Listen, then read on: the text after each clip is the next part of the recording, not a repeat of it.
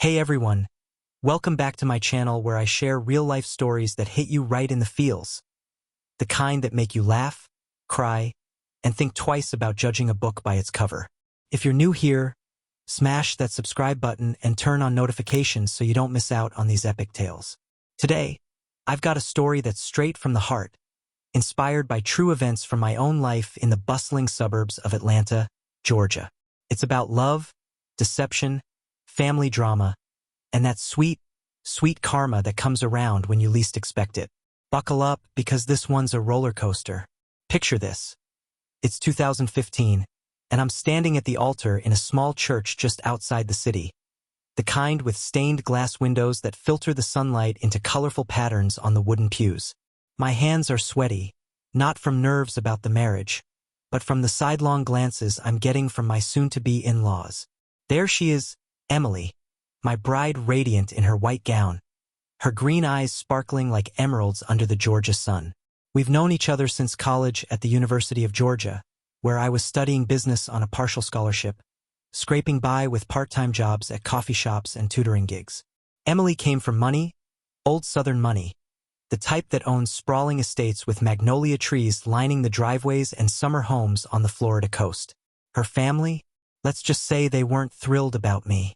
Her dad, Mr. Harlan Thompson, a big-shot real estate developer with a mustache that looked like it belonged in a Western movie, had pulled me aside the night before the rehearsal dinner. "Son," he said, clapping a hand on my shoulder a little too hard. "You sure you're ready for this? Emily's used to a certain lifestyle. We don't want her slumming it." His wife, Mrs. Thompson, call her Lydia, nodded along, her pearl necklace glinting under the chandelier. And then there were the extended family. Aunts who whispered behind fans at family gatherings, uncles who joked about my beat-up Chevy pickup like it was a relic from the Stone Age, and cousins who eyed me like I was some charity case Emily had picked up. They thought I was broke, flat-out poor. And honestly, I let them think that. Why? Because back then, I believed in earning respect through character, not cash. What they didn't know, and this is where the story gets juicy, is that I wasn't broke at all. Far from it. My parents had passed away when I was 18 in a car accident up in the Blue Ridge Mountains, leaving me an inheritance from my dad's tech startup that he'd sold just before the crash. We're talking millions tucked away in trusts and investments, managed quietly by a firm in New York. But I lived simple. Rented a modest apartment in Midtown Atlanta, drove that old truck because it reminded me of my dad, and focused on building my own consulting business from the ground up. I didn't flash money. I invested it wisely, letting it grow in silence. The wedding went off without a hitch, or so it seemed. Emily and I honeymooned in a cozy cabin in the Smoky Mountains. Nothing extravagant. Just us, some hiking trails, and fireflies at night. But when we got back, the real test began. The Thompsons insisted we move into their guest house on their property in Buckhead, that ritzy neighborhood with gated communities and manicured lawns. "It's temporary," they said. "Until you get on your feet, Jack." That's me, Jack Reynolds. I agreed, thinking it would bring us closer as a family. Big mistake. From day one, the slights started small. Lydia would forget to include me in family dinners, serving Emily first and mumbling about how some people need to contribute more. Harlan would offer me odd jobs around their estate, mowing the lawn, fixing fences, like I was the hired help. "Builds character," he'd say with a wink that wasn't friendly. The extended family was worse. At Thanksgiving that first year, Aunt Beatrice pulled Emily aside and said loud enough for me to hear, "Darling, are you sure about this? He seems unambitious. We Thompsons don't do mediocrity." What do you think I did in those moments? Did I snap back? Spill the beans about my fortune? Nah. I smiled, helped clear the table, and kept my head down. Emily defended me when she could, but she was caught in the middle, torn between her love for me and her family's expectations. Little did I know, the betrayal was brewing, slow and insidious, like storm clouds gathering over the Atlantic. If the story's got you hooked already, and I bet it does, go ahead and hit that like button right now. It helps the algorithm push these real tales to more people who need to hear them. And if you haven't subscribed yet, what are you waiting for? Join the community. We've got over 50,000 strong. sharing stories that change perspectives. As the months turned into years, the pressure mounted. By 2018, Emily and I had our first child, little Sophie, with her mom's curly hair and my stubborn streak. That's when things escalated. Harlan started pushing Emily to think about her future, hinting that I wasn't providing enough. He'd slip her cash on the side, buy her clothes, even a new car, a sleek BMW that made my truck look like a dinosaur. For the baby, he'd say. But I saw the game. Undermine me, make me look inadequate. One night, after a particularly rough family barbecue where Uncle Ted joked about me being the freeloader, I confronted Emily in our bedroom. They treat me like dirt. Why don't we just move out? She sighed, rubbing her temples. Jack, their family. Give it time. You're doing great with your consulting gigs. But her eyes flickered with doubt, planted there by endless whispers from her kin. Question for you all. Have you ever been judged by your in-laws or felt like an outsider in your own marriage? Drop your experiences in the comments below. I read every one, and it keeps the conversation going. The turning point came in 2020, right as the pandemic hit. My consulting business exploded. Remote work meant companies needed my expertise in supply chain optimization more than ever. But secretly, I'd been dipping into my inheritance to fund a side venture. A startup in renewable energy tech, partnering with engineers in Silicon Valley. It was poised to blow up, but I kept it under wraps, even from Emily. Why? Trust was fraying, and I wanted to prove myself on my own terms. That's when the betrayal hit like a freight train. I overheard a phone call one evening, Emily talking to her mom. Mom, I don't know. Jack's sweet, but we're struggling. Sophie's growing up, and I want more for her. Struggling? We had a roof, food, love. But Lydia's response chilled me. Leave him, honey. We've got a lawyer friend who can make it clean. You deserve better than that pauper. Pauper. The word stung, but it ignited something in me, a resolve to let karma do its thing. Don't forget to share this video with a friend who's dealt with judgmental folks. It might just resonate. Like, subscribe, and let's keep the story rolling. It's late 2020. Atlanta's locked down, masks everywhere, and I'm working from the guest house office, juggling Zoom calls and diaper changes. Emily's words from that overheard call echo in my head, but I don't confront her. Instead, I pour everything into my work. My renewable energy startup? It's gaining traction. Silent investors from my inheritance network are pumping in funds, and we've got prototypes for solar-efficient batteries that could revolutionize off-grid living in rural Georgia. But the Thompsons? They're ramping up the pressure. Harlan, who's taken a hit from the real estate slump during COVID, starts leaning on Emily more. Your husband's not pulling his weight, he tells her over family Zooms. Come work for the family business. Bring Sophie here full-time. Lydia chimes in with guilt trips. We raised you better than this hand-to-mouth life. Hand-to-mouth? My consulting alone cleared 6 figures that year, but they saw only the surface, the modest clothes, the refusal to splurge on vacations. The extended family joins the chorus.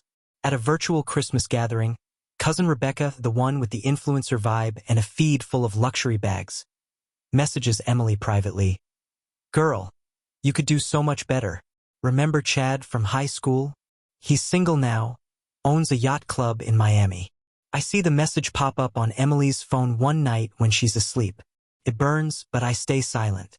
Betrayal doesn't always come with a bang. Sometimes it's a slow drip. Emily starts pulling away, longer visits to her parents' main house, secret lunches with old friends her family approves of. One day, I find a stack of papers hidden in her drawer, divorce consultation forms from that lawyer friend Lydia mentioned. My heart shatters. Sophie, now toddling around with her infectious giggle, is the only glue holding us.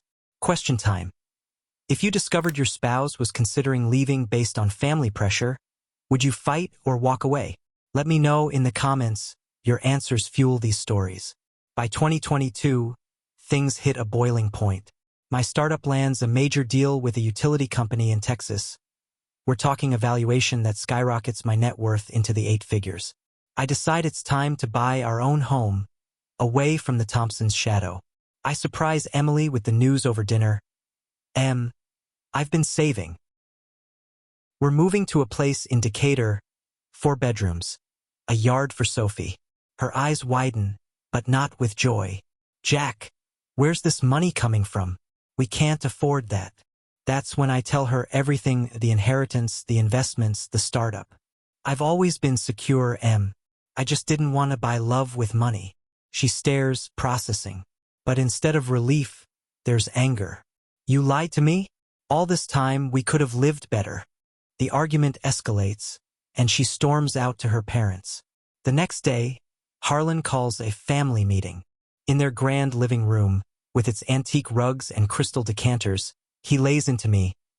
You think flashing some sudden cash changes things? You're still not good enough for our Emily. Lydia nods, aunts on speakerphone chiming in with, we knew he was hiding something shady. Emily sits silent, torn. But karma? It's warming up in the bullpen. Harlan's real estate empire is crumbling, bad investments, lawsuits from shady deals. He's been borrowing against the family estate, and the bank's calling in loans. They need cash, fast. If this twist has you on the edge of your seat, drop a like and share this with your crew. Subscribe if you're not already. We've got 2 more parts of regret and redemption coming your way. Don't go anywhere. 2023 rolls around, and the Thompsons are in freefall. Harlan's company files for bankruptcy after a string of foreclosures hits hard. Turns out he'd been cutting corners on building codes to save bucks, and whistleblowers came forward. The estate, mortgaged to the hilt. Lydia's selling her jewelry on the down low. Aunts and uncles scattering like leaves in a windstorm. Suddenly too busy to help. Emily comes back to me that spring, apologetic but desperate. Jack, Dad needs a loan, just to tide them over. I pause, remembering every insult, every slight. They've treated me like trash for years. Why now? She cries. They're family. But I see the regret in her eyes, not just for them, but for doubting me. I agree to meet Harlan. In his study, once lined with trophies, now bare, he swallows his pride. Son, I misjudged you. Help us out. The extended family piles on via emails. We're sorry, Jack. We didn't know. Didn't know? Or didn't care to see. Here's where karma shines. My startup goes public that summer, stock soars. Headlines in the Atlanta Journal-Constitution. Local entrepreneurs' green tech empire built in silence. Suddenly, I'm the one with the sprawling home in Virginia Highlands. Sophie in private school. Emily thriving in her own career. But the betrayal lingers. Emily confesses one night. I almost left, Jack. Mom convinced me you were holding me back. It hurts, but we work through it in therapy. Rebuilding trust brick by brick. The Thompsons? They lose the estate, move to a modest condo in the suburbs. Harlan takes a job as a consultant. Ironic. Huh? Lydia volunteers at charities, humbled. Aunts call begging for favors, but I set boundaries. Regret hits them hard, family gatherings now awkward apologies and what-ifs. Quick engagement question. What's the biggest regret you've seen in your family? Share below. It keeps us connected. As 2024 dawns, I reflect on it all. The hidden wealth taught me patience, but the pain forged strength. Emily and I renew our vows in a quiet ceremony, just us and Sophie, under those same magnolia trees, but on our terms. If you're feeling the emotions here, like and share this part far and wide. Subscribe for the finale. You won't want to miss how it all wraps up with hope and lessons learned. By 2025, life in Atlanta feels renewed. My business thrives, funding scholarships for kids like I once was, paying it forward. Emily and I welcome our second child, a boy named after my dad, and our home buzzes with laughter, free from toxic shadows. The Thompsons? Karma softened them.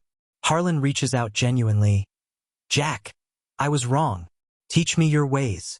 We mentor, slowly mending fences. Lydia babysits, sharing stories of her own humble beginnings she'd long forgotten. The extended family? Some fade, others apologize sincerely, invited to holidays on neutral ground. Regret lingers in their eyes. What if they'd seen me for me? But it's a lesson. Judge less, love more. Betrayal stings, but forgiveness heals. The hook that started it all? That quiet guy at the altar underestimated. Turns out, true wealth is character, resilience, and the karma that evens the score. What a journey, right? If the story moved you, comment your takeaways and share with someone who needs it. Subscribe for more real-life epics. Next up, a tale of unexpected friendships. Thanks for watching. Stay blessed.